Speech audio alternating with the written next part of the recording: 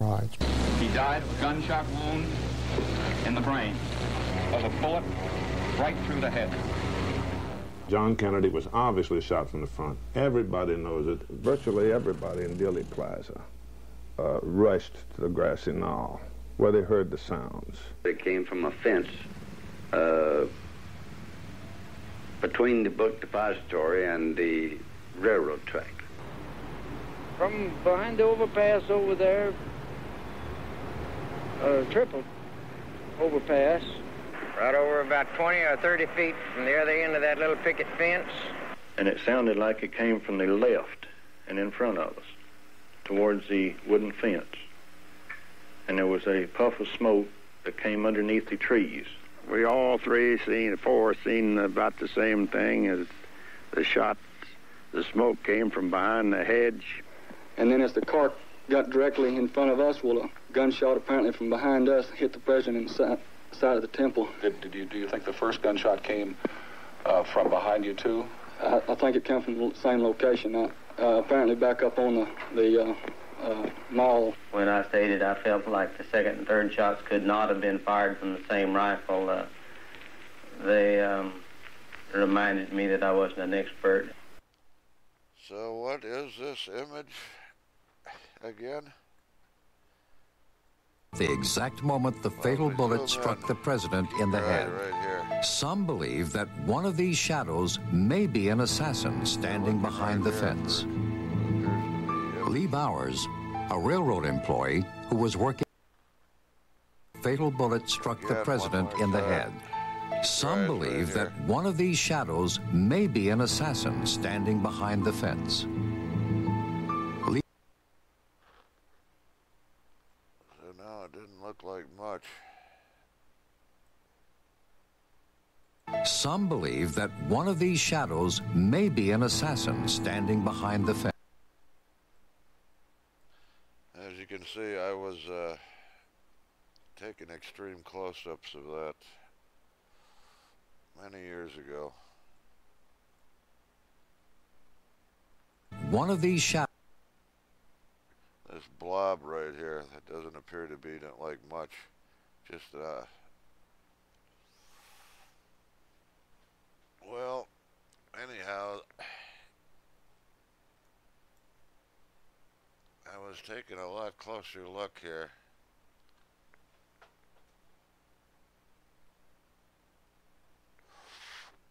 Let's see if you see what I saw.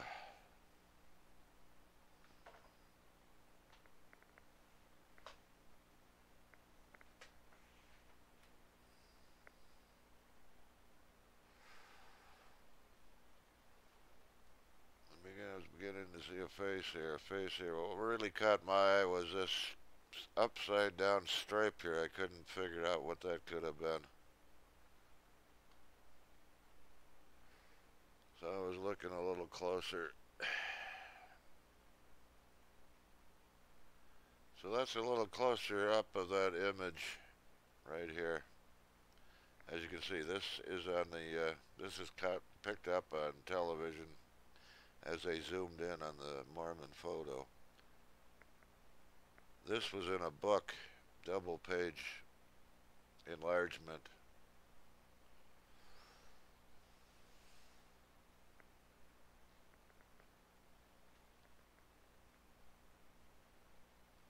So you get the gist of it. I was looking there, and let's take him now.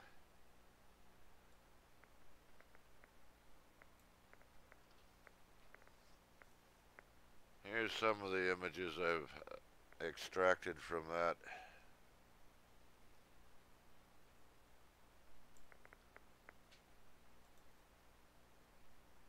How about a colorized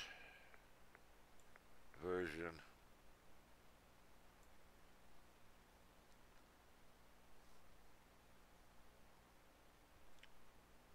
One face there, one face here.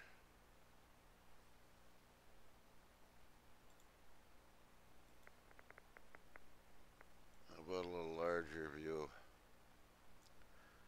And by the way, well, I gotta do it this way. I got all kinds of images here. Yes, there it is.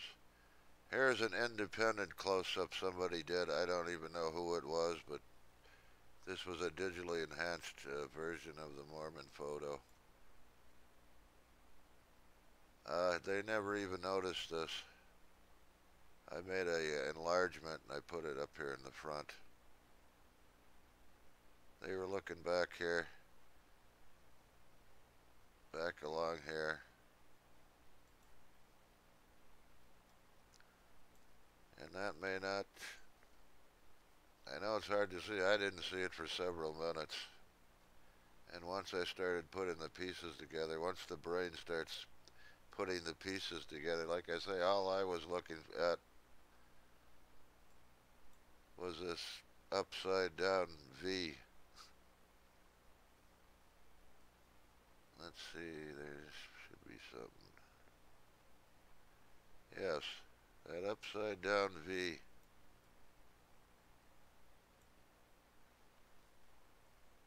And then I noticed there were a few others. There was this, what appears to be a circle here, just above that. And then I started putting the pieces together. You start seeing the faces. Once you start seeing the faces, understand this is the left arm.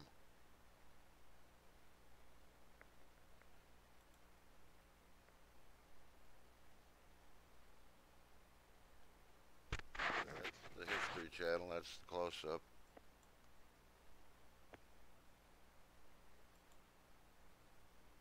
Again,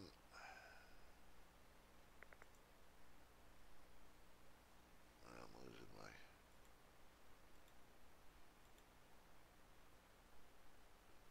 Where is the color?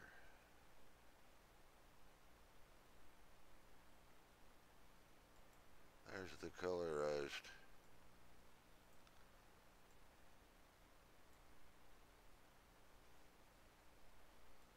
So there's definitely something very unusual there, to say the least. And when you put it all together, I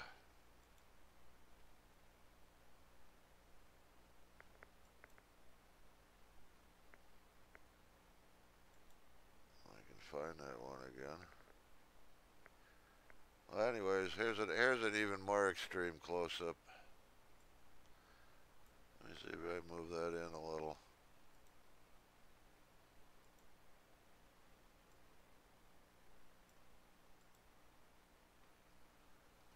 Now, this is very curious that at that distance,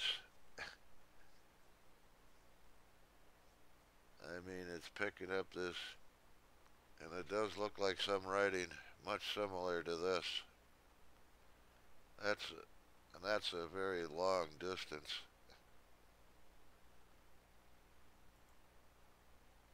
But anyways, I can't get this to work.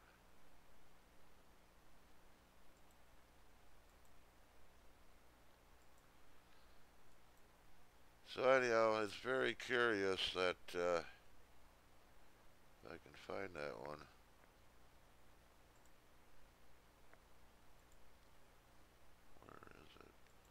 It's very curious that you'd have two images like that found in this one photograph. And not only that, but an image like that also. Now, anyone who thinks of that lights and shadows, there's always a possibility of lights and shadows, but those are the damnedest lights and shadows I've ever seen. And as far as I'm concerned, this makes more sense than anything.